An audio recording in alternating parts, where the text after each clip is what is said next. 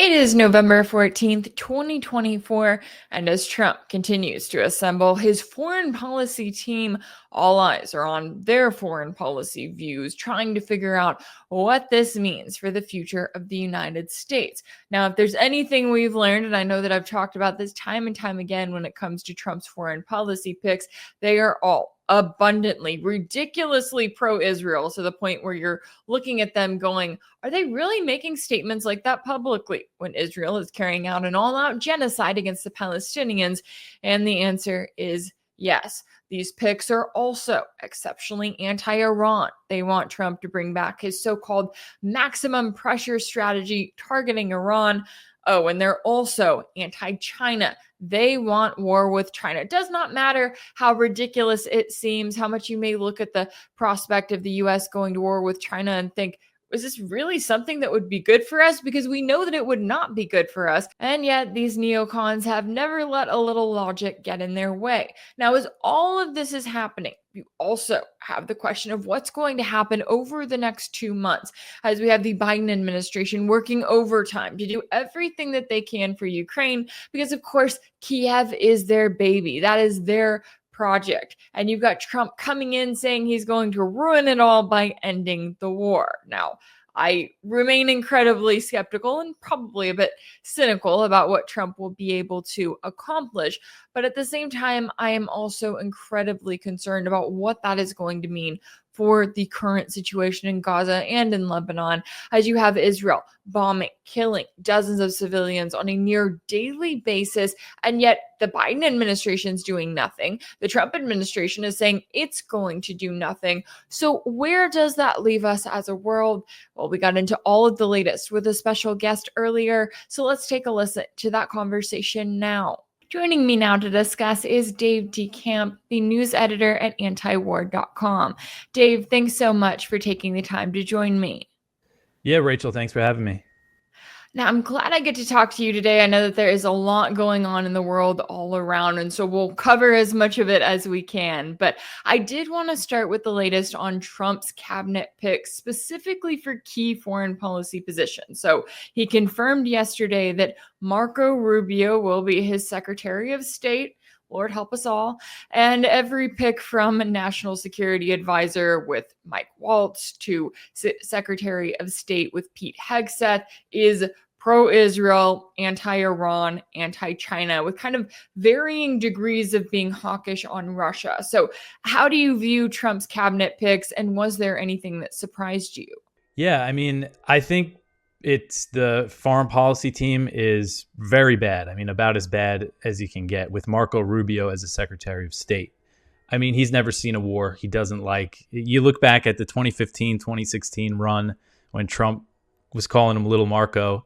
He was the neocons man back then. He was their preferred candidate, and he hasn't gotten any better since then. He's a total Russia hawk. We've seen some rhetoric from him recently about how maybe supporting Ukraine isn't sustainable, but that is just the reality.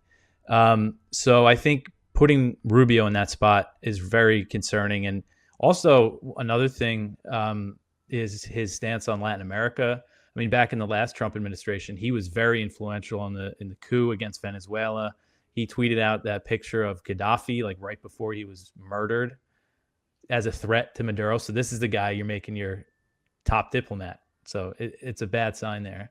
And then Mike Waltz, National Security Advisor, he, again, looking at his record, it's just about as bad as you can be. He was one of the only ones in Congress that I saw. I remember because we covered it at antiwar.com in like the early days of the war. He went over to Kiev and he said, we should send military advisors, like he's talking about contractors and troops to help with intelligence.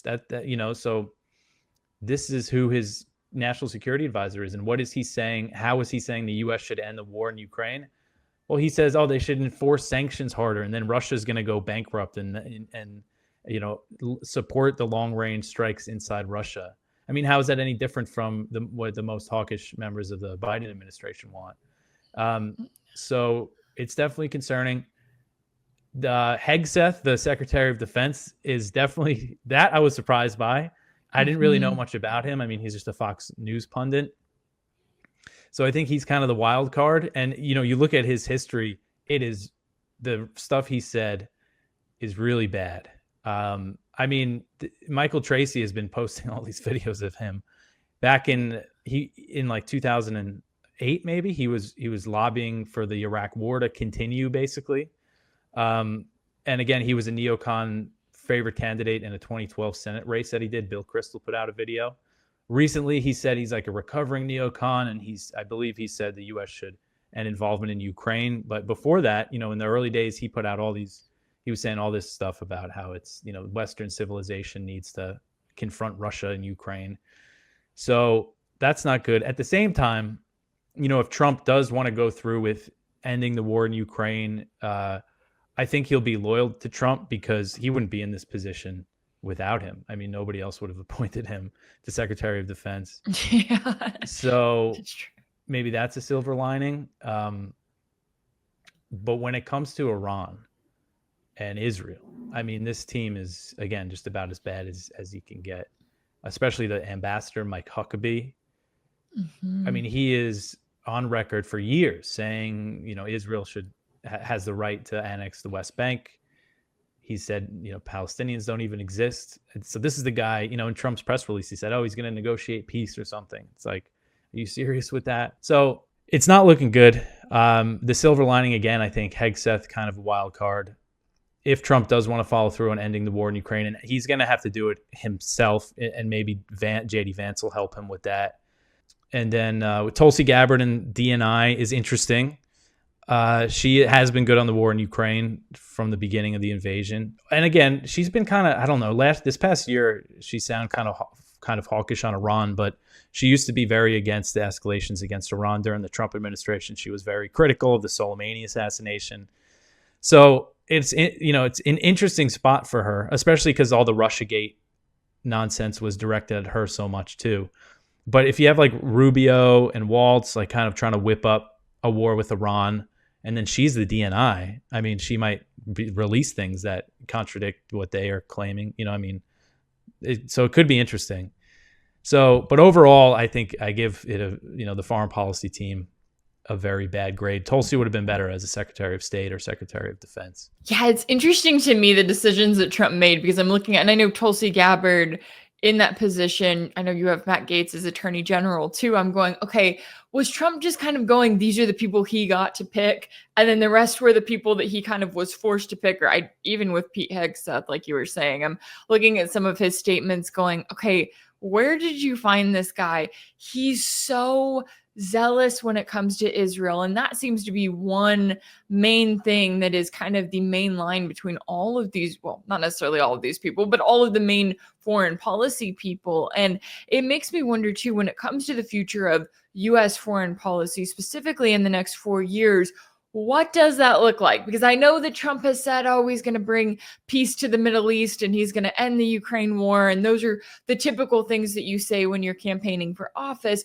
We all know it's not exactly that easy. And I don't even know that any of that is remotely doable given the team that he has assembled.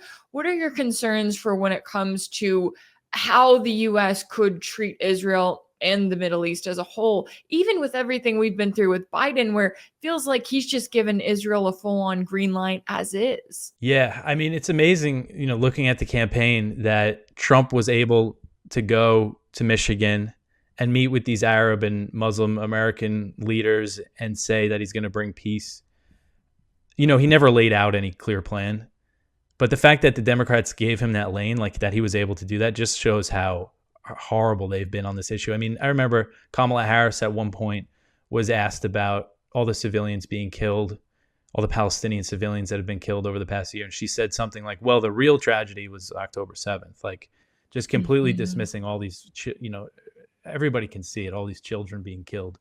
So Trump, and there's part of me that like wants to believe Trump when he says that he just wants the killing to end. He wants to bring peace to the Middle East, but he's got $100 million from Miriam Adelson. And again, these people like Huckabee, I mean, these ideologues, their view is that God gave the historic Palestine to this modern state of Israel. And that's how they view things. And I know his last ambassador, David Friedman, he was actually rumored to be the ambassador again. I wonder if he's going to have any role, but You know, Trump gave this little anecdote when he was at one of these pro-Israel campaign events, saying, "Oh, when I was in the White House, Sheldon and Miriam Adelson were at the White House more than anybody else. They're the most frequent guest," is basically what he said, and they were always asking for things for Israel. And he said, "Oh, and I gave him the Golan Heights." And the way he described it, he's like, "Oh, I had David Friedman give me a 15-minute presentation." And then I said, "Okay, yeah, we could recognize." They recognized the U.S. is the only country to ever recognize Israel's annexation of the Golan Heights, which is Syrian territory. So the fact that he just has, Friedman come in and give him a little presentation and then he signs off on that, if he's got Huckabee doing the same thing, I mean, then we're in trouble. And the settlers, the really extremist guys in the Netanyahu government, Smotrich, Ben-Gvir, these guys are, explicitly want to conquer the West Bank, Gaza. They want to go into southern Lebanon. All these places are really excited about Trump. So, there's these reports that Trump gave Israel some kind of said, have things wrapped up by January 20th by his inauguration. But if you look at the ground, what's happening in Gaza, I think they're trying to carry out this ethnic cleansing campaign in northern Gaza. And I think they're going to try to finish that. I think that's what finish the job means, and Trump said that a lot. So, I mean, there's just no reason to really think he's going to be any good on this issue. The one Israel related thing that I feel a little better about is with Matt Gaetz, because I was worried that a Republican administration might really crack down on criticism of Israel with all this legislation we've seen pass through Congress, and somebody like Bill Barr, who was his last attorney general. I don't think Gaetz will do that. I think he was a good appointment. I mean, he was wants to pardon Snowden and everything, so there's maybe that's a silver lining that again, I mean, you look at this legislation the Republicans have been putting through the past year, conflating any criticism of Israel with anti-Semitism, making it apply to these anti-discrimination laws. That's no good. So Gaetz being there makes me feel a little better about that. Yeah, it's interesting to me that he did put him in that position. And I wonder when it comes to that crackdown that we could see, because I do expect that there will be protests. We've seen massive protests across the country from those who are calling for the US to stop its support for the ongoing genocide that Israel is committing against the Palestinians. And when you take a step back and you look, kind of as you were noting there, we've got Trump on one hand saying, I want to see peace in the Middle East. And so at my most optimistic point, I was thinking, okay, maybe he is telling Netanyahu, hey, kill as many Palestinians as you want, because then I'm going to come in January and we're going to have some kind of a deal. But then I also look at the fact, and I know you reported on this recently, the fact that Israeli media is saying that the Israeli military is planning to stay in Gaza through 2025 and is stepping up demolitions and the construction of more permanent military structures. So they've got all this going on in Gaza. They're also continuing to bomb Lebanon and to target civilians as well there. When it comes to how long the region can continue on in this way, how do you see it? I mean, I know we've had a lot of back and forth between Israel and Iran, but I also wonder too, if the region looks at the US and they go, okay, we're getting a new administration that is just as bad, if not even worse than the last one when it comes to how zealous it is about trying to gain more and more territory for Israel. Could that lead to more tensions within the region with the overall resistance and with Iran actually fighting back? Yeah, I mean, I think it's possible. I think the calculations in Iran are the big thing here, because it was very clear for a while that Iran was trying to avoid war with Israel, like direct war, because they know that means war with the U.S. But then recently, all these escalations we saw from Israel, I mean, I think it was really in Lebanon, where, they killed Nasrallah, and the airstrikes, I mean, still daily, very heavy airstrikes. But when they really started that escalation back in September, I mean, according to experts, it was September 23rd. That was the heaviest single day bombing in modern warfare in the 21st century. So I think that changed the calculation in Iran. And, they killed a senior IRGC guy along with Nasrallah. And then we actually saw the Iranians say, that they're going to stop restraining themselves. And then they launched that missile attack on Israel on October 1st. And they get through the air defenses, and they used about 200 missiles or so. they could fire a lot more missiles than that. So, right now, I mean, I think my guess is over the next 2 months, I think Iran might sit back and wait to see what this next U.S. administration does. They definitely don't have high expectations considering what the last Trump administration did with Iran. But again, I still think they want to avoid this war. But on the other hand, I think in these next 2 months, I think this is a very dangerous time.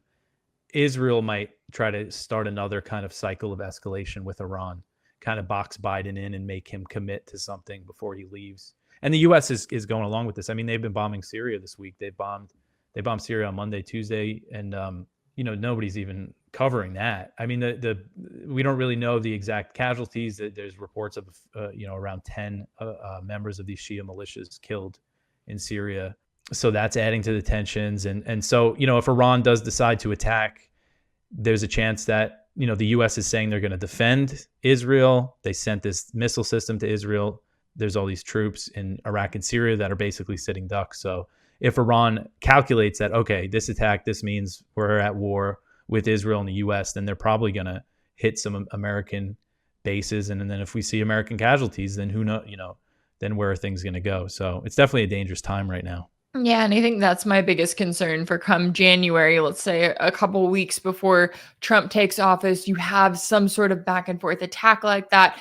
Any number of American troops overseas are killed, and then you have Trump coming in basically feeling like he has to come for blood, right? Because they targeted our troops that were, again, over there on the other side of the world, all just sitting ducks in this ongoing regional conflict that the U.S. is continuing to support and to make possible in a lot of ways. And I'm also curious too, when it comes to the Biden administration, the 2 months that they have left, we know that Ukraine has been Biden's baby. This is his war. This is why, some of these Republicans that are maybe speaking a little bit more honestly about Ukraine, admitting that this is not going to be a military victory for the West in any way, that they are looking at this and going, okay, this was Biden's battle. Now we have to look at being against it. I am curious too, if he's going to be able to secure more funding for Ukraine going into 2025, what that looks like. And then, of course, we have Trump saying that he's going to end the war. But when I look at all of the reported proposals that are being floated around of what the Trump administration could present to both Putin and Zelensky to say, okay, this is a possible agreement to end the war or freeze the conflict, I don't see anything that I think that Russia would agree to, because all of it is, okay, we're freezing the conflict for, 10, 20 years, and then we'll get right back at it. And I don't think that Russia wants to do any of that. How do you see the position that the U.S. is currently in? Is it likely that, Biden's going to try to do as much as he can to get support for Ukraine, that any of that is successful? And then when Trump comes in, is there going to be that pressure on him to do something because, hey, that's what he campaigned on?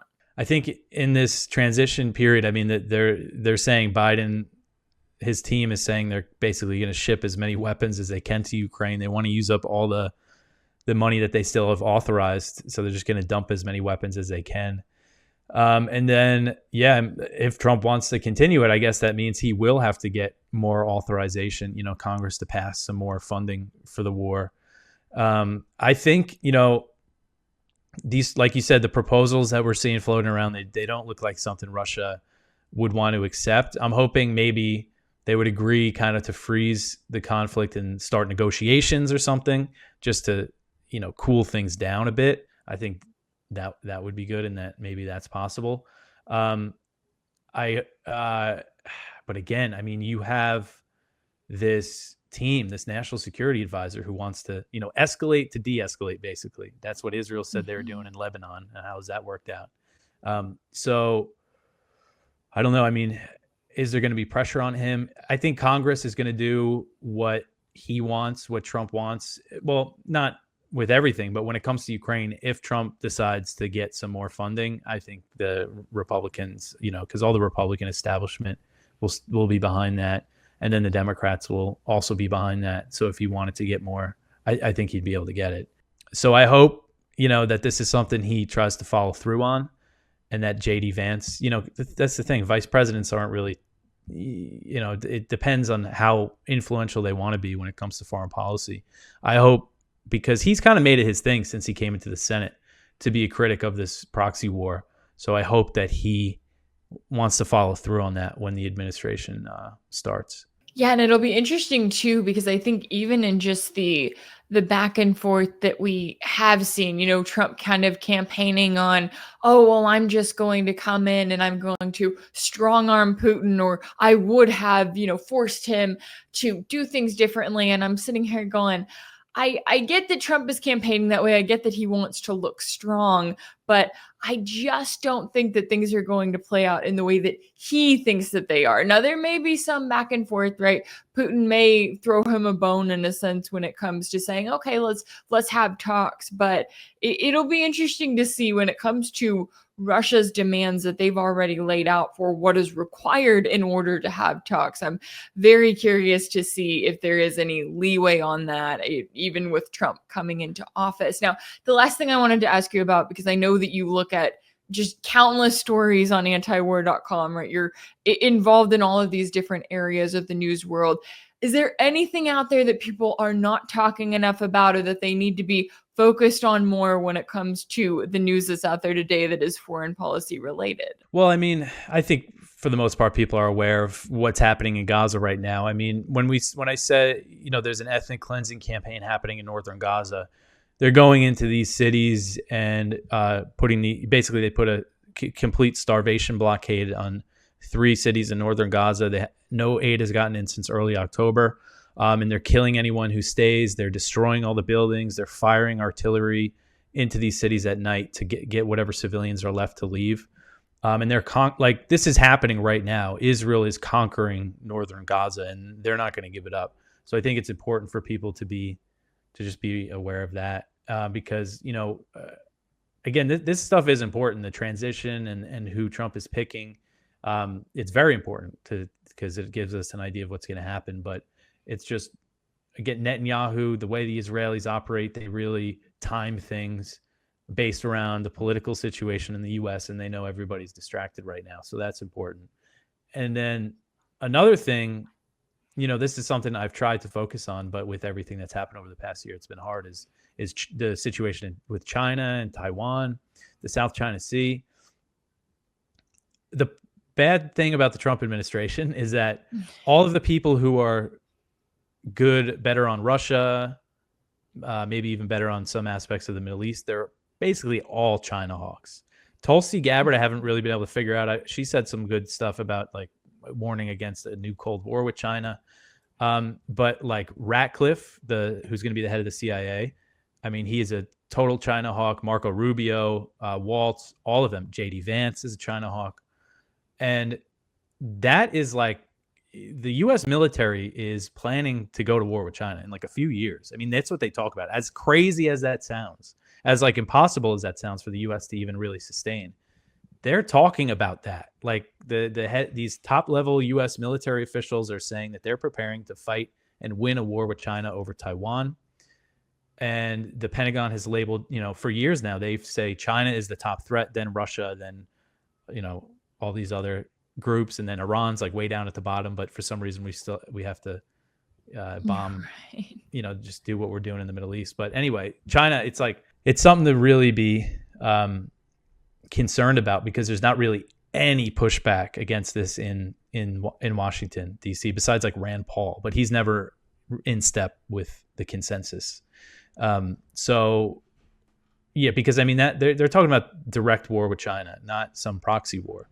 And what we've seen over the past few years, the U.S. stepping up diplomatic and military support for Taiwan. In response to that, China has increased the military pressure on Taiwan. They do these blockade drills now. It's in direct response to what the U.S. is doing. And all these guys are saying, oh, we have to do more for Taiwan, send them more weapons. So that's definitely something to keep an eye on that I think a lot of people aren't really thinking about right now. I mean, for good reason, considering what's happening in Ukraine and the Middle East. But this is kind of the next big thing, I think. Yeah, I think if there's anything we've learned over the last few decades of U.S. foreign policy, it's that neocons never sleep and they never run out of wars, right? You may think, oh, you should be focused, you should have your hands full. You've got a proxy war against Russia. You're supporting Israel, sending it weapons regularly. Oh no, they have to add China in. They just have to keep adding and adding, even to the detriment rather of the US and everything that it would do to our country. Is mind-boggling to think that we would be headed in that direction. But I'm with you. When you have so many of these people within the US establishment talking about war with China, it's like we have to pay attention to that and we have to take that seriously, because I know that Beijing is taking it seriously on their end. Certainly a lot at stake here all around. And I really appreciate you taking the time to join me today to break down all of the latest here. Dave DeCamp, the news editor at antiwar.com. Thank you so much for your time and insight. Of course. Thanks for having me. If anything in this video resonated with you, be sure to like it, share it with your friends, leave a comment. And as always, don't forget to subscribe. And if you want to keep up with all of my work, make sure that you're subscribed to my page on Substack. That's rachelblevins.substack.com. That's where you can catch new weekly episodes of my exclusive series for paid subscribers called Sanctioned. You can also catch Sanctioned over on my page on Patreon. That's patreon.com/rachelblevins. That's where you can participate in regular polls and contribute to my work. As always, thank y'all so much for all of your support, and I'll see you next time.